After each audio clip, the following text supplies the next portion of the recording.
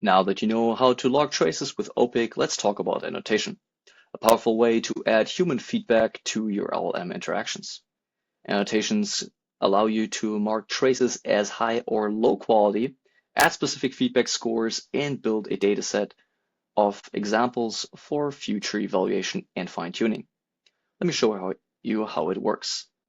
Let's go into one of our trace views. Let's pick our Comet assistant, which I briefly showed in one of the previous videos where I showed you the experiment view and went into the section of this dataset over here. All of the traces that I will be referring to will be from this experiment run.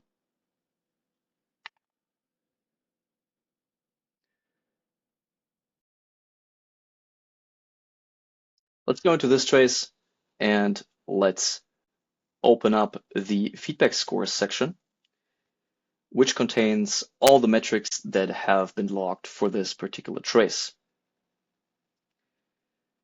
In this case, I already applied a human feedback score, which is my pass-fail metric over here, which I could theoretically also remove. And then how would I add this back again? We have this little pen icon in the top right, which is called feedback scores, where you can add new metrics to your traces. As you can see here, we have human review. Here's my pass-fail metric. And then I can say, this is a good output after, of course, validating that my LLM produced a great result. And then I can close this again. You can see that we have the pass-fail metric here again.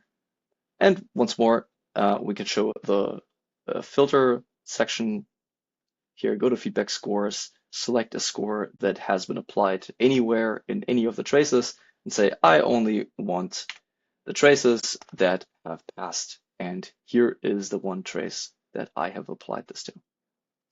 Now, where would I define these metrics that I add here? We can go to the configuration section.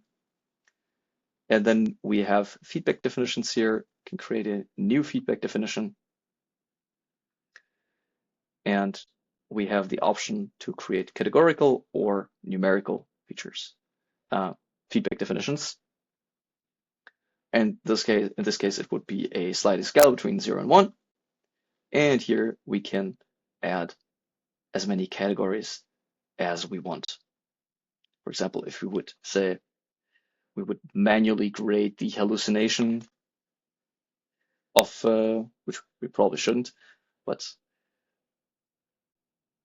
if we were for this this example, we could say, okay, I want to grade all of my traces by hallucination. We can define our categories here and which value they should be associated with.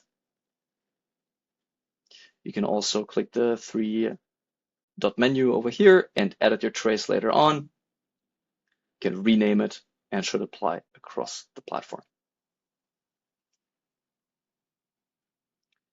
As Opik is designed to adapt to your workflow, you can always create custom feedback or metric definitions.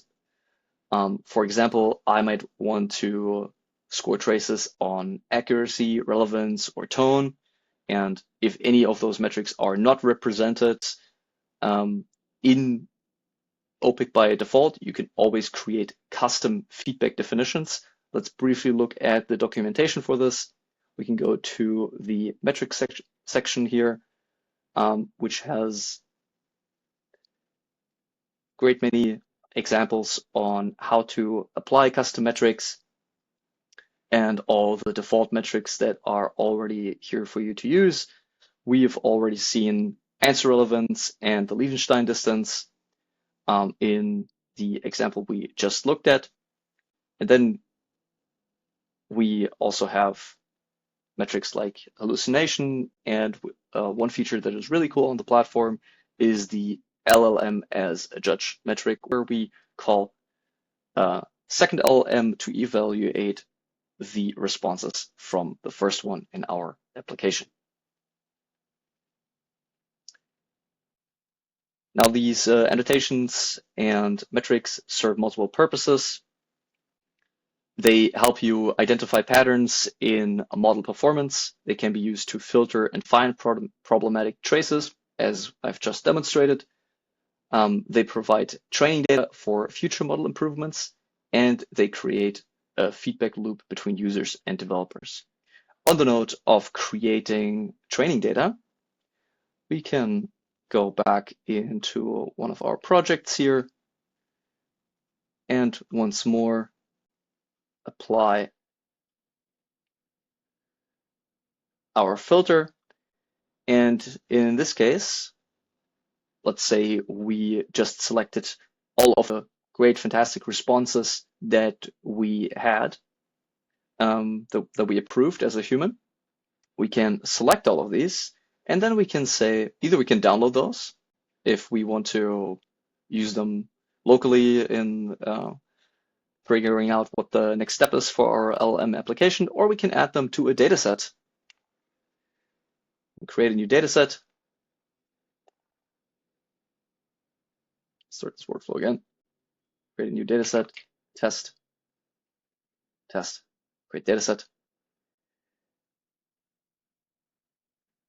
And then in here, we have, we just added the output from the LLM to a dataset.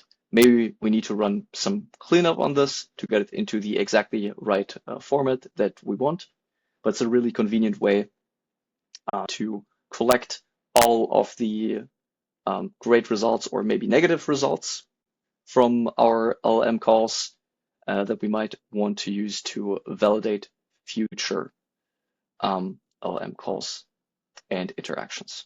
This is it so far for the annotation section of this tutorial. Thank you for listening.